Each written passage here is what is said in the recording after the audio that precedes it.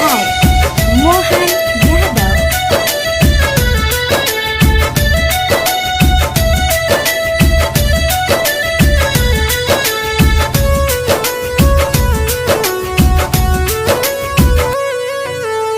बन के कसैया जो हद रहे उखबारा लागे कि ले ली जान मोर भाई के। बन के कसैया जो हद रहे उखबारा लागे कि ले ली जान मोर भाई के। सबके हो विनती करे अपन भगवान से जान बचा दी मुरली वाला भाई के। बन के मुदैया जो हट रहे को बरा लागे गिलेली जान मोर भाई के। बन के मुदैया जो हट रहे को बरा लागे गिलेली जान मोर भाई के।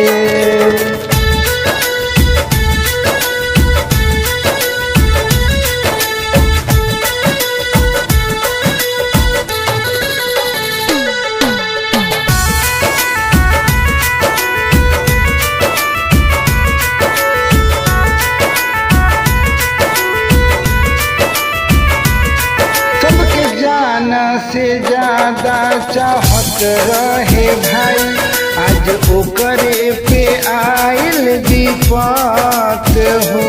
साथ सबके निभैले आज रहो निभाई हाथ जोड़ी करी बार बार हो। ए भाई आज तुम निभावा सबके जान से ज्यादा मानत रहे भाई आज ओकरे पे आइल विपत हो। साथ सबके निभैले आज रहो निभाई हाथ जोड़ी करी बार बार हो। मुरली वाला भाई करी उपकार हो कर बिनती भगवान से। बन के कसैया जो हक रहे को बरा लागे गिलेली जानवर भाई के।